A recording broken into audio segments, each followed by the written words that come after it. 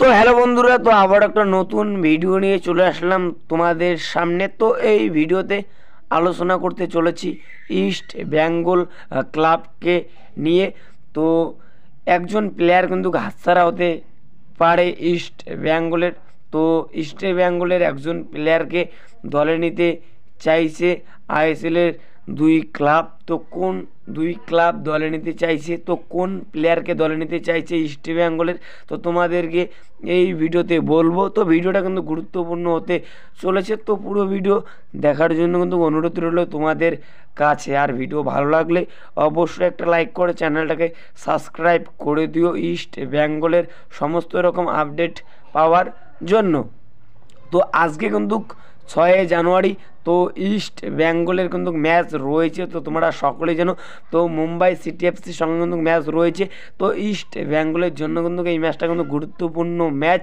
তো যদি east Bengal top 6-এ উঠতে চায় তাহলে কিন্তু এই ম্যাচটা কিন্তু যে কোনো মূল্যে কিন্তু জিততে হবে ইস্ট বেঙ্গলকে। তো মুম্বাইও কিন্তু একটা ভালো জায়গায় রয়েছে, তো তারাও কিন্তু এই ম্যাচটা জিততে চাইবে টপ 6-এ ওঠার জন্য।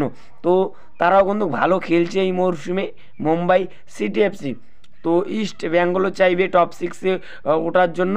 তো মুম্বাই সিটি এফসিও কিন্তু টপ 6-এ ওঠার জন্য কিন্তু লড়াই করবে। তো এই ম্যাচটা কিন্তু হাড্ডাহাড্ডি কিন্তু হবে।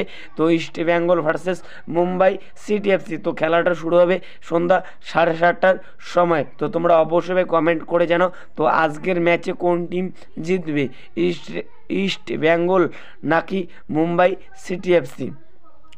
তো এবার যেটা আপডেট দিব তোমাদেরকে, গুরুত্বপূর্ণ আপডেট। তো যে প্লেয়ারটা হাতছাড়া হতে পারে ইস্ট বেঙ্গলের, তো সেই প্লেয়ারটা হলো বিষ্ণু। তো বিষ্ণুকে সবাই চেনো তোমরা। তো বিষ্ণু এই সিজনে ইস্ট বেঙ্গলের হয়ে কিন্তু দুর্দান্ত কিন্তু খেলছে ভাই। তো যে কটা ম্যাচ খেলেছে ইস্ট বেঙ্গলের জার্সি গায়ে দুর্দান্ত কিন্তু খেলেছে। তো প্রতিটা ম্যাচে কিন্তু নিজের সেরাটা দিয়ে কিন্তু খেলে বিষ্ণু।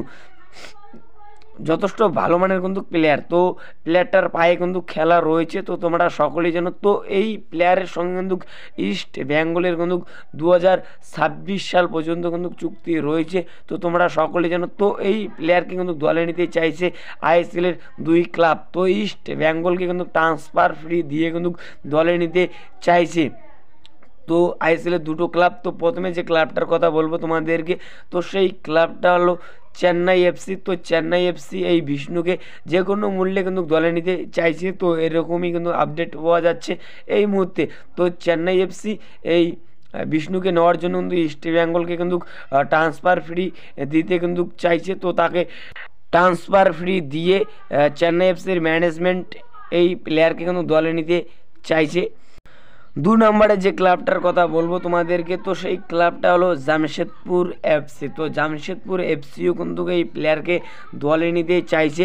তো ইস্ট বেঙ্গলকে কিন্তু ট্রান্সফার ফ্রি দিয়ে এই প্লেয়ারকে কিন্তু দলে নিতে চাইছে জামশেদপুর এফসির ম্যানেজমেন্ট। তো এই দুই ক্লাব চেন্নাই এফসি এবং জামশেদপুর এফসি কিন্তু এই বিষ্ণুকে কিন্তু দলে নেওয়ার জন্য কিন্তু মরিয়া হয়ে কিন্তু পড়েছে। তো এখন এটাই দেখার বিষয় ইস্ট বেঙ্গল এই বিষ্ণুকে সারে নাকি। তো তোমরা অবশ্যই কমেন্ট করে জানাও এই প্লেয়ারকে সারলে কেমন হবে। তো আমার মতে এই প্লেয়ারের সঙ্গে কিন্তু কন্ট্রাক্ট কিন্তু বাড়ানো কিন্তু উচিত। তো দেখো বিষ্ণু যথেষ্ট ভালো মানের প্লেয়ার। তো 2026 সাল পর্যন্ত কিন্তু চুক্তি রয়েছে ইস্ট বেঙ্গলের সঙ্গে। তো কোনো প্লেয়ার কিন্তু চাইবে না কম টাকায় টিমে থাকতে।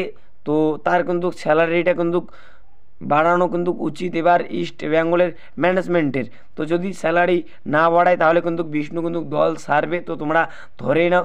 তো এই সিজনে যথেষ্ট ভালো খেলছে, তো ভালো প্লেয়ারের দিকে কিন্তু নজর কিন্তু থাকবে আইএসএলের সব ক্লাবের। তো এটা কিন্তু স্বাভাবিক।